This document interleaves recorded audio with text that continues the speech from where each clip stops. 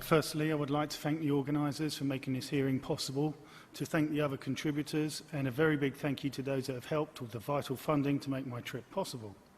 My name is Max Bliss. I am no scientist. In fact, I'm a general builder who has worked outside all my life. After moving to the southwest of France in 2009 to a region famed for high sunshine hours and big blue skies, I became increasingly aware of the incredible increase in contrails and associated cloud cover. I began to notice this daily, and this greatly troubled me. I started to photograph and film the sky now for 4 years. Barely a day goes by without seeing various contrails, some thick, spreading, but most alarming is watching spurts within contrails, some watching the sky blotted out. Subsequently, I wanted to learn more and became an avid researcher and a passionate environmentalist. I have attended and participated in various high-level climate change and climate engineering conferences. With respect to this hearing on the proposed finding of greenhouse gases from aircraft cause or contribute to air pollution that may reasonably be anticipated to endanger public health and welfare, the major component, 95% of greenhouse gas, is water vapour, together with other constituents from exhaust or ejected particulate matter from aircraft form contrails, contrail cirrus, haziness, and cloud blankets, which certainly do affect changes to the weather, altering rainfall, altering temperatures, inducing droughts, reducing frosts, etc., and ultimately affecting climate change. When the planes were grounded following 9/11 and later in the UK in 2010, there were obviously no contrails. The sky cleared of clouds and natural clear blue sky returned, confirming aviation is affecting cloud cover. According to various investigations, such as the 1998 Subsonic Contrail and Clouds Effects Special Study, they have noted that apart from water and CO2, there are metal particles including zinc, aluminium and titanium, also soot, sulfates, etc., found in the exhaust plumes, contributing as nuclei for ice crystals to form contrails.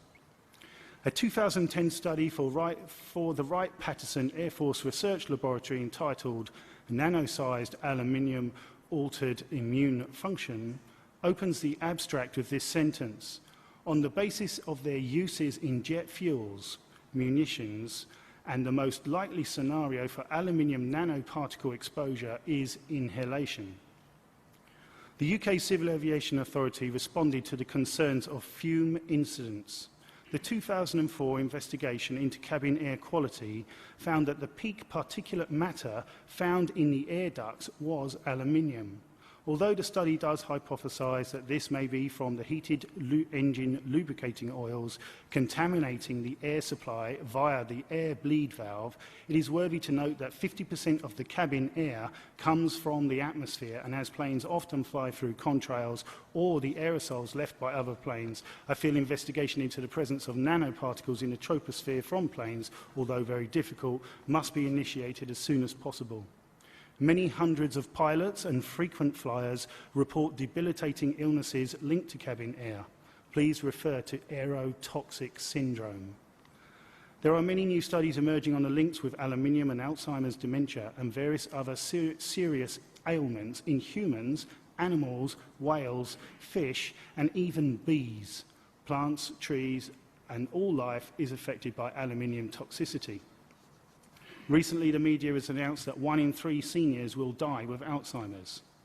It just becomes clearer with research that nanoparticles may already be in jet fuels and are certainly planned for implementation in the near future, and also, for that matter, in biodiesel. Aluminium oxide not only has potential negative health impacts, it is also known to contribute to making clouds, as it is used in tracer rockets for NASA. Aluminium oxide has been suggested by geoengineers for solar radiation management, but is known to damage the ozone. Aluminium is a cation and is mentioned in weather modification patents, although there are hundreds of weather modification patents using various methods and ingredients.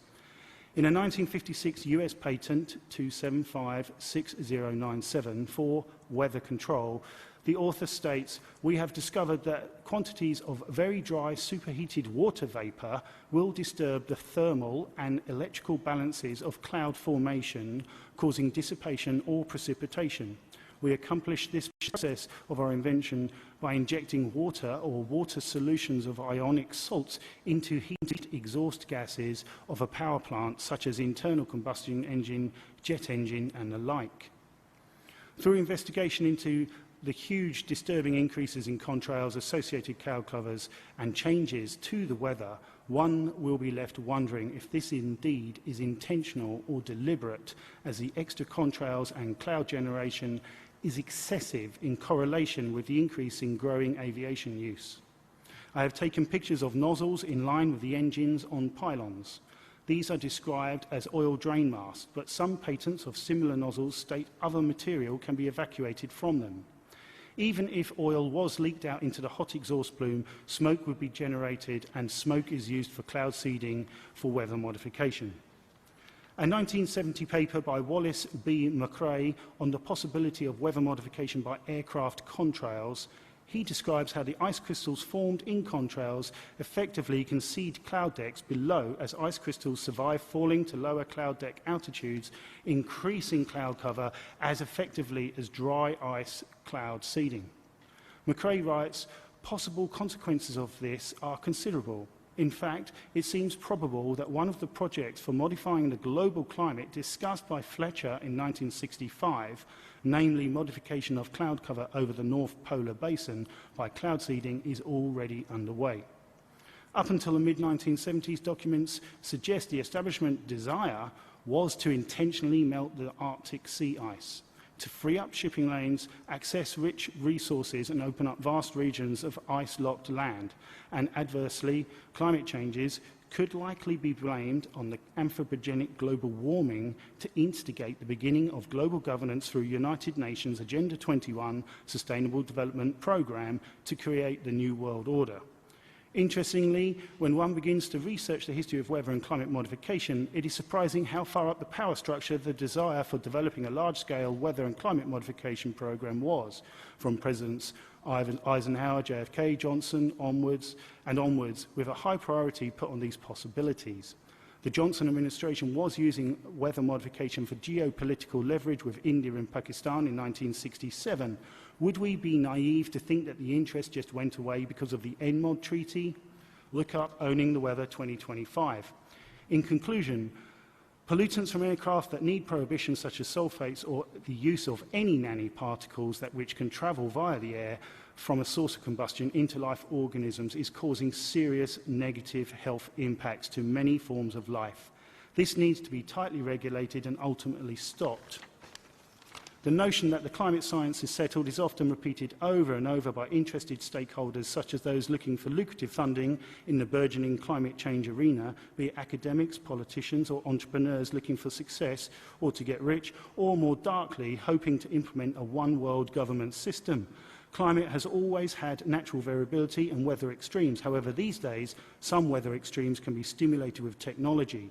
Is it appropriate to reassess the anthropogenic global warming theory and replace it with climate change is man-made by using covert weather and climate modification technology known as geoengineering for geopolitical ends?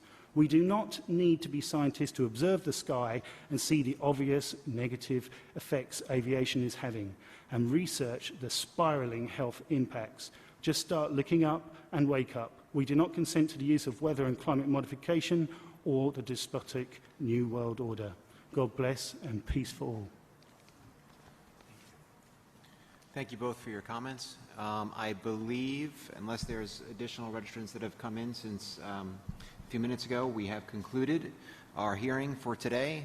On behalf of the whole panel and the EPA, I'd like to thank everybody for your thoughtful comments and suggestions today. I want to remind everybody, as I said at the outset, the comment period officially closes on this action on August 31st at 11:59. So we encourage written comments. We want additional information and anything you can provide. So thank you all for taking time today. We appreciate it, and we'll hope to hear from you soon. Thank you.